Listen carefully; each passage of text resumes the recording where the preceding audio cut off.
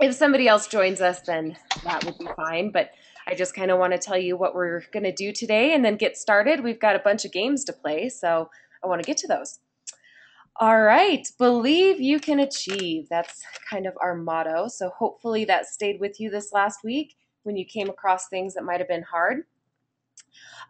Hopefully you came with your notebook or some kind of, practice paper to do a couple problems on with us.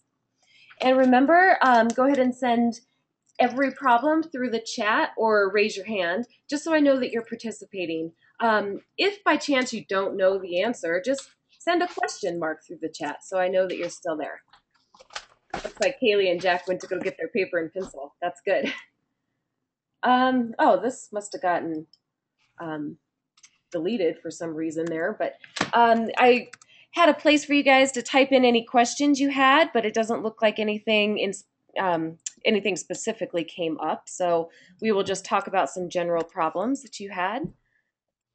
And then we will have students present their problems or their math examples in real life. I have one to share with you this morning, and then we will each kind of show a problem that we did from last week. We will play the games and practice factors and composite numbers. We'll look at divisibility rules. We'll play a game with comparing and ordering decimals and also with estimating decimals. So pretty cool stuff.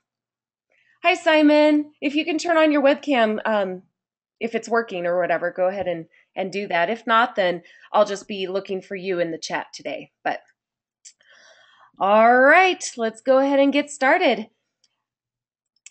And you can raise your hand, or Simon, if your thing isn't working, then chat me. Did anybody have any examples of math in real life from this last week? Something that you came across?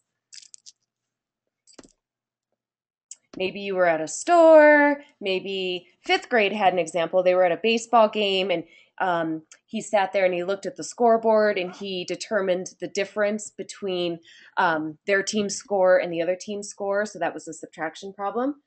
Okay, Simon, turn on your microphone and tell us what you experienced.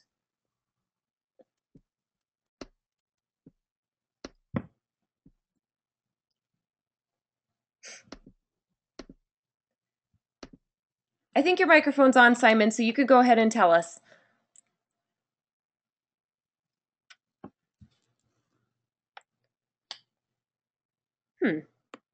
Okay, maybe it's not on. I'm going to wait for Simon to type it into the chat. And while Simon is typing that into the chat, does anybody else want to share an example of math in real life from this last week?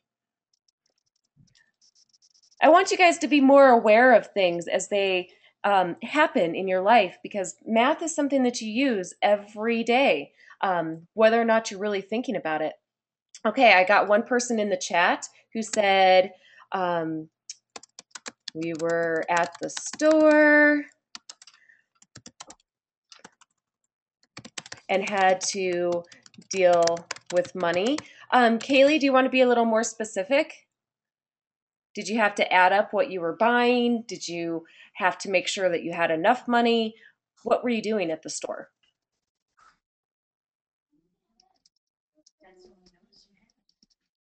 Oh, sixth graders, don't be shy. My fourth and fifth graders are all about sharing.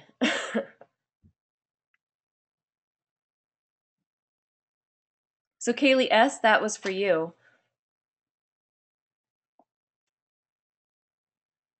I think she might be typing it into her chat, and that's fine.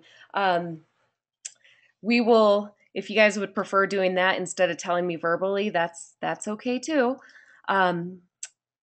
She said we had to add up the money for what we wanted and what we thought would work. That's perfect. Simon was baking. Hi, Caitlin. Good to see you. And I have to go back up because and he had to double all the ingredients. Good. So he had to do probably some mental math. So instead of using things like 2 eggs, he had to use 4 eggs and that kind of thing.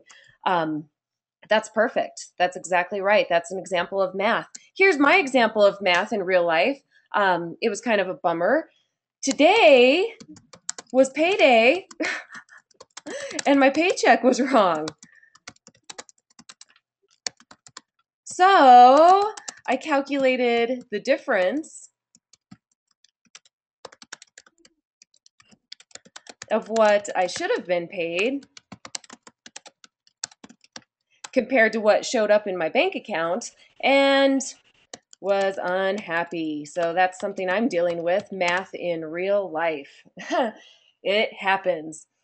So, just so you know, that kind of thing occurs every day, and you have examples of it everywhere you look. So, just try to be noticing that. Okay, we had a couple people who were going to hopefully present problems.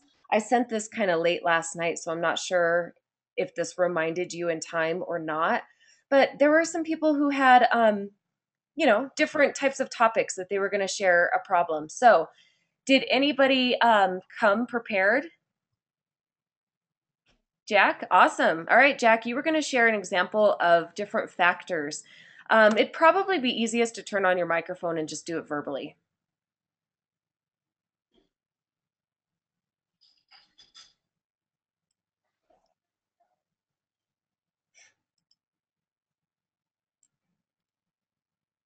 Okay, so I got one 3x to the power of 2 plus 7 times oh no 7x plus 2 equals, and I've not figured out the answer yet. Oh, okay. So was that an example of factors? Because the factors that I think you guys were working with, in your lessons were things like um, finding factors and factorization of numbers, like making the tree. And then you were also working with prime and composite numbers. Does that sound familiar?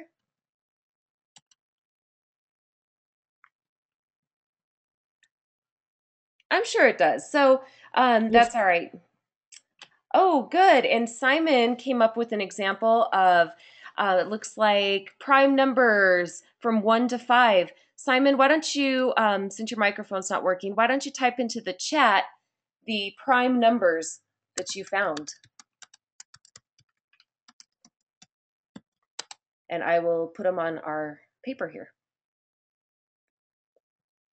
While he's doing that, let me just remind you that a prime number is a number with only two factors, 1 and the number itself. So 1, 2, 3, and 5 are perfect examples of prime numbers because the only thing that you can multiply to get a 1 is 1 times 1. The only thing you can multiply together to get a 2 is 1 times 2. Same with 1 times 3 and 1 times 5. They only have two factors, 1 and itself. Good. And composite numbers, there we go. They have more than two factors. So an example would be, here's a really simple example, like 10. 10 has factors of 1, 2, 5, and itself, of course, 10. So that's a really simple example for you. All right, anybody else come with something they'd like to share? Got a couple people absent today. So if not, we'll move on to some of our games. All right, we'll move on. We'll start with what we were just talking about, our prime and composite numbers. So, like I just said, prime numbers are numbers that can only be divided by themselves and the number 1. So examples 2, 3, and 5. Composite numbers mean they can be divided by other numbers like 4 and 6 and 10. They have plenty of factors. All right, we are sixth graders, so we're going to play the most challenging. We're going to play numbers up to 99. Give me a thumbs up if you think you can do it. I think you can too. All right, because we don't need to play up to 20. That's like fourth grade. So here we go. We're gonna play relaxed mode because I'm gonna have to give you guys time to type in the answer into the chat. So if we do the timed mode, it's just gonna mess us all up. So here we go. Okay, pick the prime or composite number. So this is my target. I want a prime number. They're floating around. Type it in. Prime number. Ah, good. Keep typing them in. Keep typing them in. See if your old teacher can find them. Ah, keep typing them in. Nope, Jeremy, 6 is not an example of a prime number. Oh, 73 is composite. Ah, where's that 5? Where's that 5? There it is. It's a silly lemon. Oh, guys, sorry, my target's on composite now. So now I need composite numbers. 6. Good. Composite numbers. 9. Where's that 9? Oh, it switched back to prime. Oh, this is going fast. Switch back to composite. So make sure you look at my target. Composite. Come here. Come here. Okay. Composite. Where's that 85? All right. Oh, that was kind of difficult. Let's play one more time and just make sure you're watching my target because it seems to switch a little bit faster than I was expecting. Okay, here we go.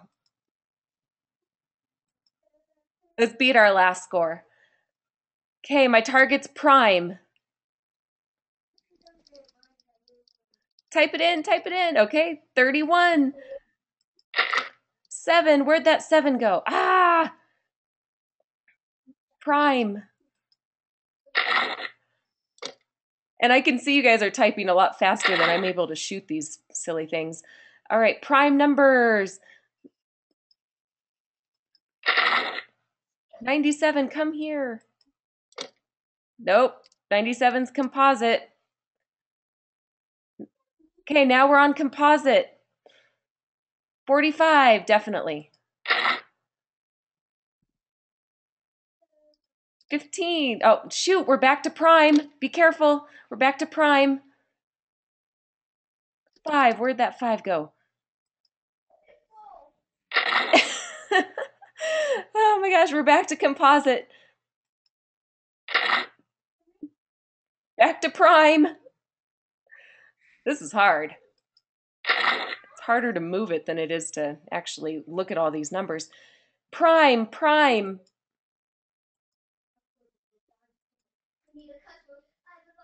I don't know if you could see this, but my thing is just spinning. So I was trying to click on a few different numbers and that wasn't really working. But give me a thumbs up. That was kind of a fun game. It was really simple, our most simple one for the morning. If you think like you understand prime and composite numbers. Good. That's definitely our most simple topic that we have this morning. So, all right. Divisibility rules. Okay. Does anybody want to turn on their microphone and kind of tell me in their own words what divisibility rules are? Like what it means?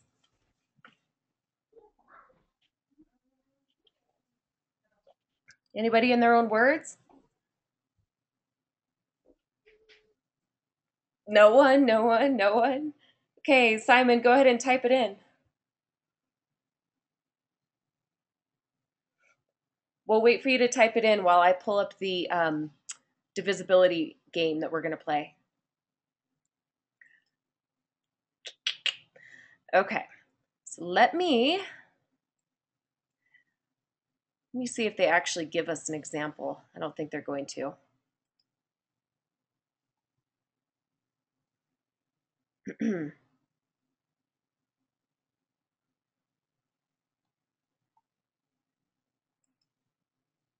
All right, well, we're waiting for that definition, but divisibility rules, just really quickly, are certain numbers are divisible by other numbers based on how they end. Okay, so you can look at certain numbers and know right away if they're going to be divisible by, for instance, like a 10 or a 5 or a 2. Um, a really simple example are numbers that end in 0 are always going to be divisible by a 10. Okay, it's just a simple rule that you need to kind of memorize. Select the digits that make this statement true. 2,651,800 and something is divisible by 10. Yep, and I just kind of gave that answer away. So hopefully we all got that 0 would be the correct answer. Is 410,032 divisible by 10? Yes or no?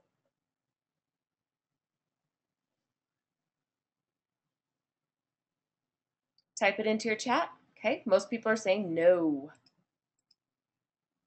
That's correct. If it would have ended in a 0, then yeah, it would have been. Oh, here's another divisibility rule. 358,025. Is that divisible by 5? Yes, I got him. Oh, Yes, all of you got that correct. So who wants to explain to me why it's correct? Go ahead, Tyler.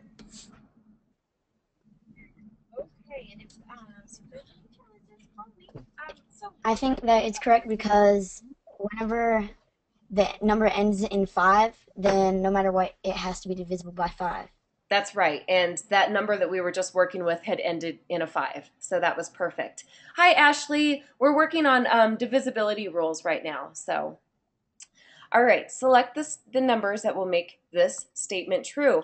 And notice it could be more than one, possibly. 72,963,500 and something is divisible by 10. Which number would make it divisible by 10? Okay, everybody wants me to put 0? That's correct. Oh, this is a little harder. 548,112. Is that divisible by 9? You guys have to know the divisibility rule for 9. Okay, got some answers.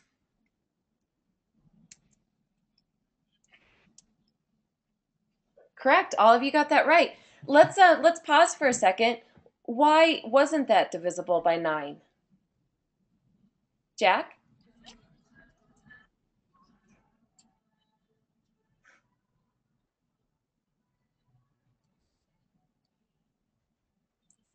Make sure your microphone's on. So if you want, you could tell us the divisibility rule for 9s. well, I just took the last two numbers, and since 9 didn't go into 12, really too good. It wasn't divisible by 9. That's right. Perfect.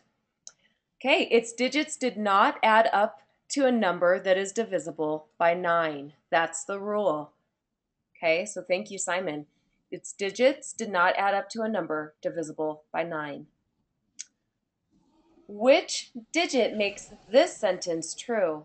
76,760 something thousand 499 is divisible by 3. Ooh, might be a little harder.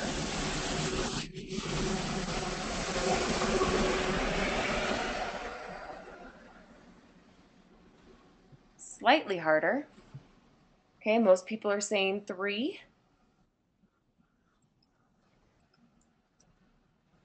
Let's hear from somebody new. Oh, somebody is saying 2 would make it correct.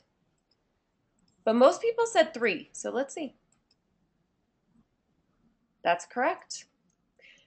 All right. What's the divisibility rule for 3s? Does anybody remember?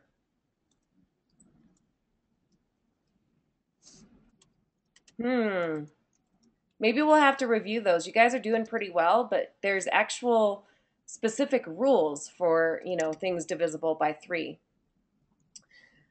Is 83,105,409 divisible by 3? Okay, this one's easy. Yes. You can look at that last number, and if you add all the digits up, it is still divisible by 3. Perfect. Okay, so we have reached our limit on that particular game, and that is fine, because I think you guys are doing great on divisibility rules. Okay, let's, oops, sorry, gotta move this out of the way. There we go. We're going to work a little bit on comparing and ordering decimals. So this is something that you also have been practicing. So let me just give you an example to start with and write this down with me. I'm in a race with Jack and Simon and Kaylee, and I lose terribly. However, one of the students ran the race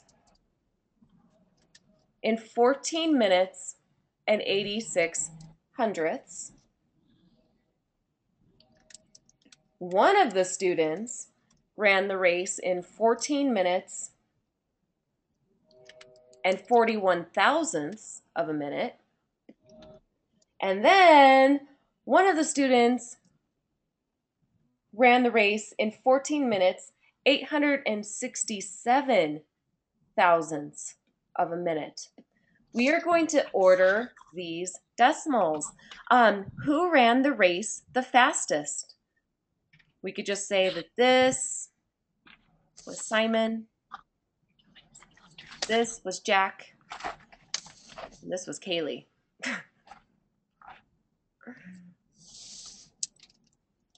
Okay, so type it into your chat. Who ran the race the fastest?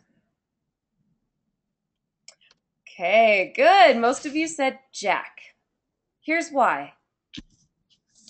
When you look at the whole numbers, everybody ran it in 14 minutes. So we're like, okay, great. Let's move on to the next digits.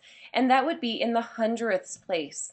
Well, both Simon and Kaylee had 8s in the hundredths place, but Jack had a 0. So that meant that his time was the least.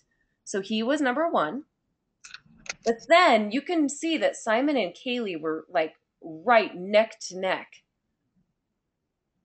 Simon had 86 hundredths of a minute, and Kaylee had 867 thousandths of a minute. Who was just slightly faster?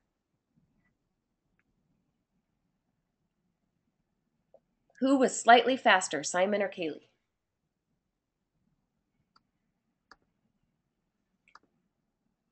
That's right. This number is just slightly smaller than this number because there's nothing in this place value, so I could put a 0 there, and then it's even easier to compare. 14 minutes and 867 thousandths is slightly less time than 867 thousandths.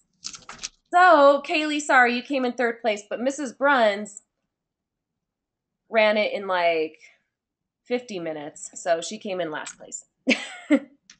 Okay. All right, that was pretty fun. We're going to play a couple more little practice games here with ordering decimals. Ah. Okay, here we go. So we have football math, decimals, place value, and I'm just going to tell you right now, I'm pretty terrible at the football part of this, but I'm okay at the decimal part of it. So what we'll do is we'll click on the mouse to pass the ball to the receiver, which that's the part I'm bad at. Watch for your defenders. Get 3 receptions in 30 seconds and go on to the next level. So basically, you guys have to type the answer into the chat, and then I will be able to pass the ball. So here we go. All right. Ah! Oh, geez. Okay. Is in 7 291 hundredths, sorry, thousandths. Ooh. In which place is the 9? Hope I didn't confuse you there. I read it wrong. Okay. Good, good, good, good. All right, let's quickly throw this pass. Ah! Oh, come on, catch the ball. No, no, don't intercept it. No. I told you I'm bad at this part, but the boys are probably thinking like, come on, Mrs. Bruns, just pass the ball. All right. In 4,513 and 2,698 10,000s, which digit is in the thousands place? Whew. God. Okay, most people are saying 9. Correct. Yay. All right, let's see if I could pass it. Oh, darn it. Okay, I didn't do it in 30 seconds. I will try again, and I will pass this ball a lot quicker, I promise. All right, here we go, because we want to get to level 2. Yay! Oh, we already had this problem. Okay. So we'll just move on. Here we go. Oh, God, come on. No, he ran the wrong way. That wasn't my fault. Catch the ball. Ah! Oh, come on. There. All right. All right. Which number is in the thousands place? Okay, we already did this one too, so this is easy. All right. All right, come on, come on, come on. Come on. Why is that guy? Ah. All right, guys, if it wasn't for me, I think I think you guys would be able to get to the next level. Let's just practice a couple regular problems. Sorry. All right. Comparing and ordering decimals. Here we go. Oh, they're saying I've reached my limit, so I'm going to have to like log out and then log back in. That's kind of lame. We will get to that. All right. They gave us one example. We could do that at least. Which sign makes this sentence true? Greater than or less than? You guys have this on your keyboard, so you could go ahead and type it in.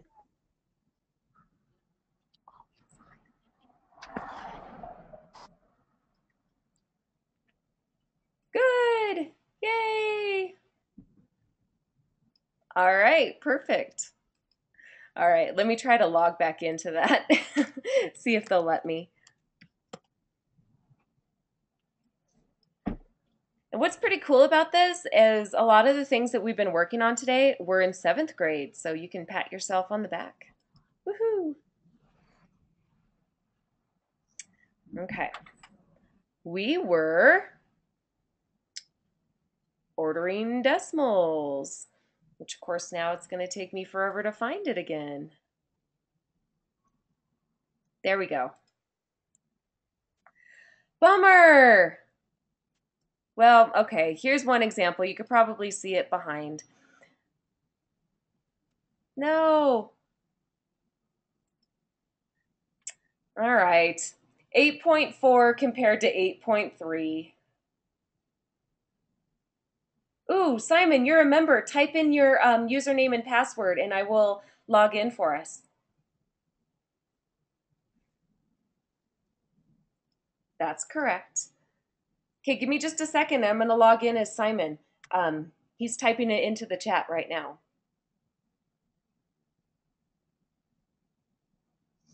Okay, so he's going to ask his dad really quickly.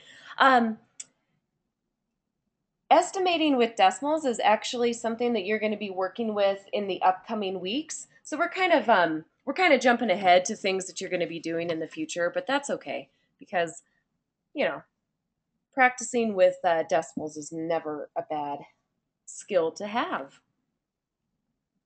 It's probably a review for you because most of you had this kind of stuff in 5th grade, but while we're waiting for Simon to get the login, we could just do a couple little practice problems here. I don't like this pad very much because it just doesn't write very well, but okay, well he couldn't get it right now, so that's okay. We will estimate with decimals. Here we go. Let's say We have 13 and 85 hundredths plus we have maybe 4, ooh, this is tricky, and 240 hundredths.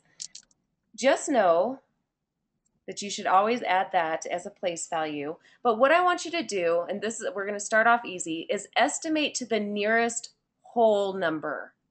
Okay? So 13.850 or 13 and 850 hundredths should be rounded, I'm just going to do this one for you, to 14. 4 and 24 hundredths, or 240, should be rounded to just a simple 4. Okay, so this would be really pretty easy example to start with. You're going to have bigger numbers in 6th grade. So let's make it a little harder for you guys. 54,713 and 26 hundredths minus 1,912 and 5 tenths. Woo! I'm just going to add the 0 just so you know. I want you, let's start off a little easier. Round this to the nearest 10,000 and then do the problem.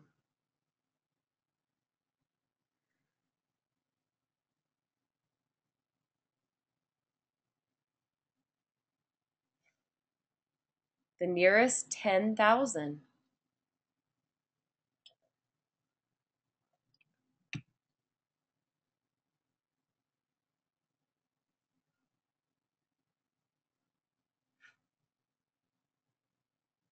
That's right, Simon.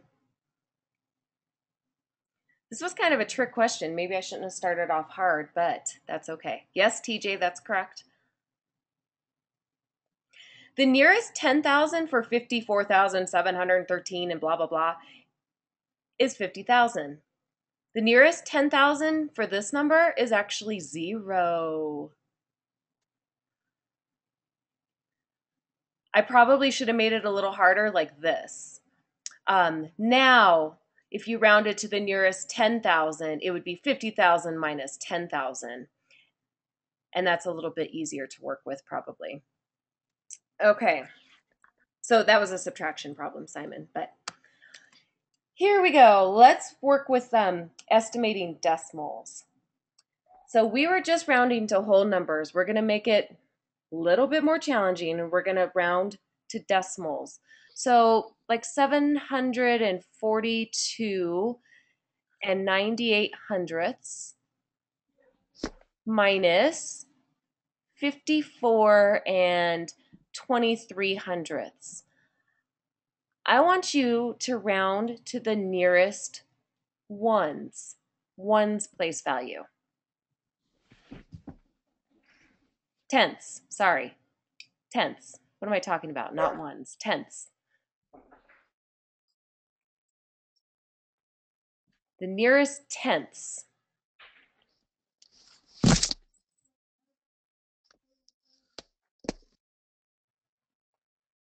That's right. The nearest tenths. So the number in the tenths position is this and this.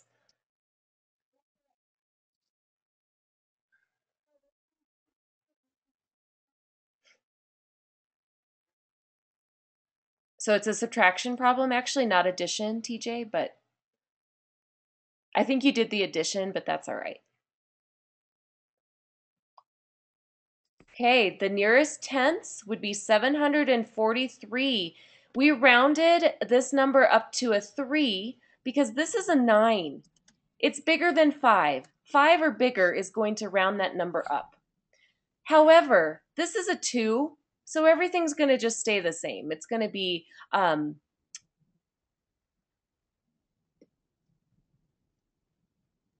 like that. Okay? So then work out this problem. 743 minus 54 and 2 tenths. So that's how you would round it.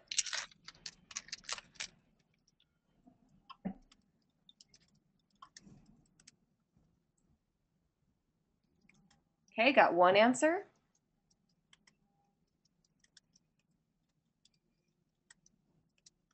Okay, got another answer. Remember, we're subtracting. Good, TJ.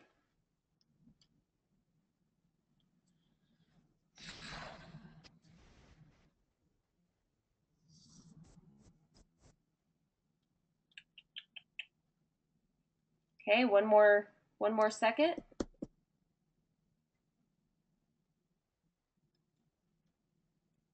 Okay, so most of us are saying 688 and 8/10, and that is correct. Okay, so maybe a couple people were just off by a tenth, um, but that's okay. You were really close. All right, here we go. Got a couple more. This is previewing things to come. So, all right. We are going to round each number. We're going to go to the nearest whole number again and then subtract. So the nearest whole number. These are whole numbers. Little bit more simple. Nearest whole number.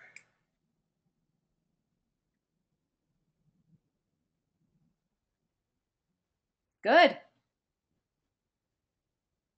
Good. Okay, so we rounded 4 and 89 hundredths up to 5 and 1 and 82 hundredths up to 2. Perfect. Yes.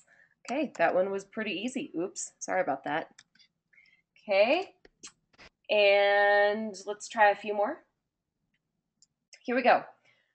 You ready for some multiplication? I think you can do it. We're going to round each number to the nearest whole number again, so nearest whole number, and then multiply. So we have 5/10 times 5 and 4/10. So I could write it maybe vertically or horizontally, and that'd be easier to look at.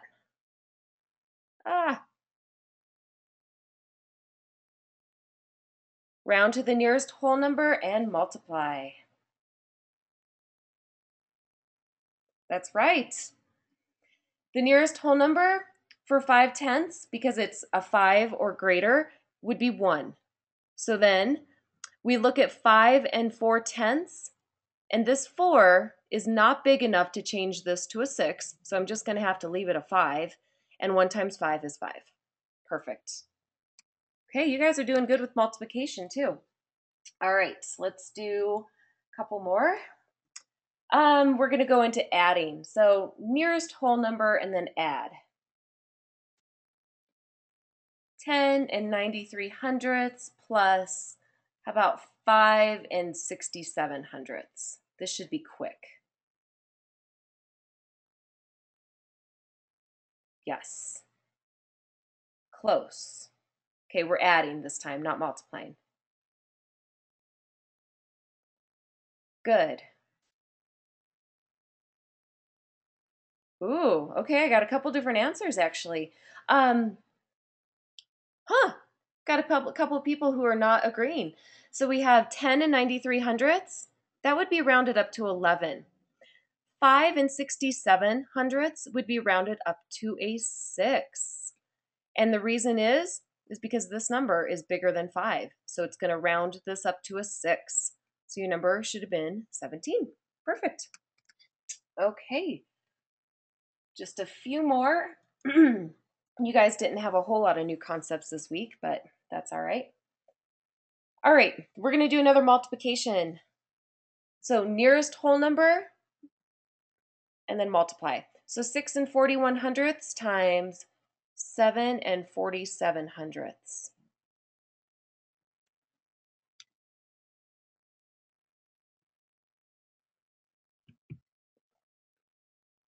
Ooh, a couple different answers.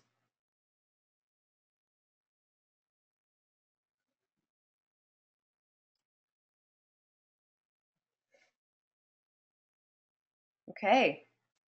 I'm seeing a couple people disagree between 35 and 42. So 6 and 41 hundredths would be rounded to 6. And here's why. When I look at this number, it's not a 5 or bigger, so it doesn't change. It's just going to be a 6. And then when I look at this number, it's not a 5 or greater, so I'm just going to leave that a 7. And 6 times 7 is 42. All right, perfect. This will be your last practice problem. So here we go. Let's do one more multiplication because those are probably the most challenging. 6 and 5/10 times 8 and 6/10. Round to the nearest whole number and multiply.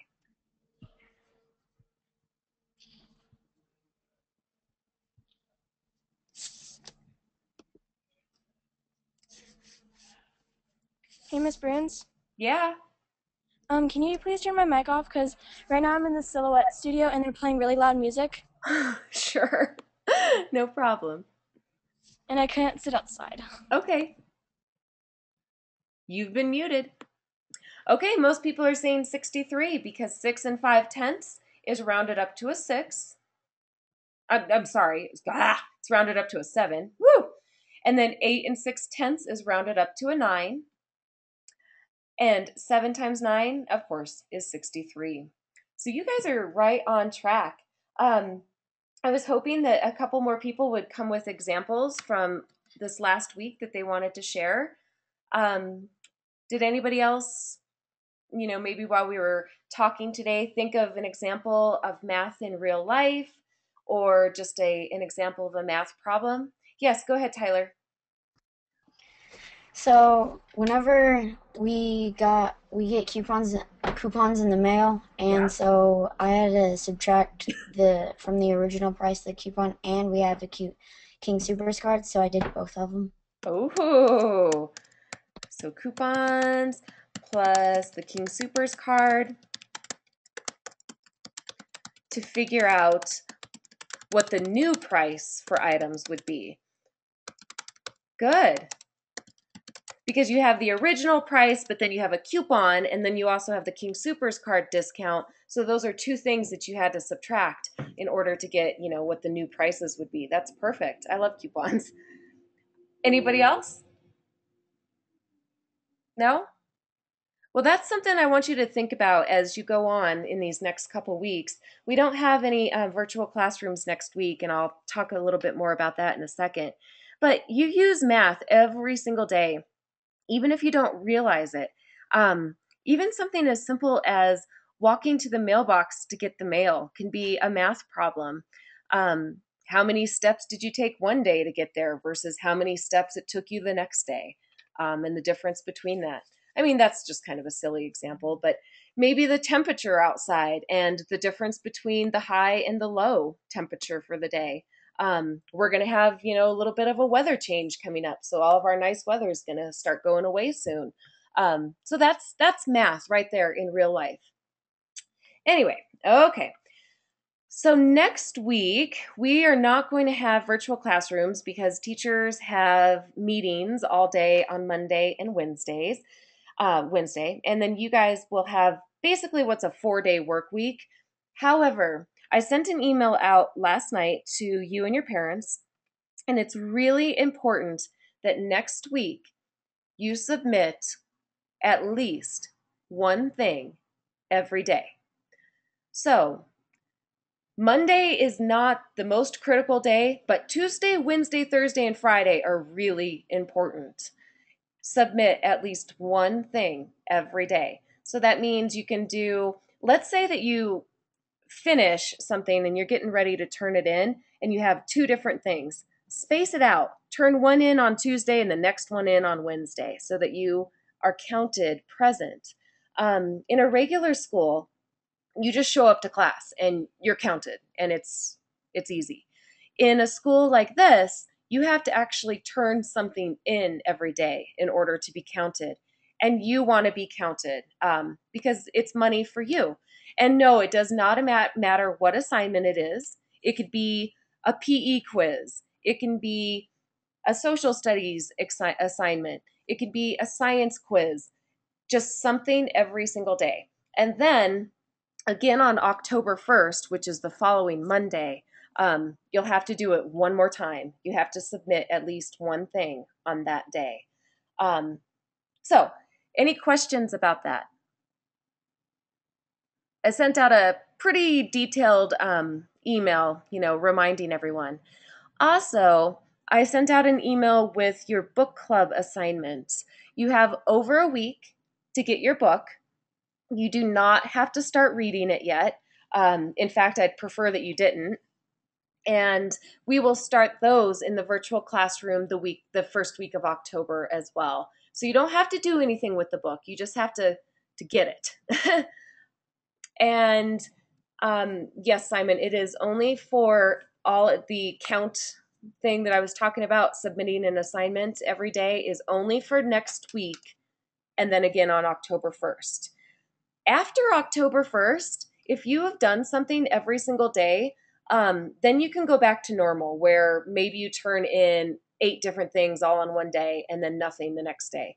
But until then, just try to space it out. So, oh, good, Kaylee, I'm glad you got your book. But are there any other questions?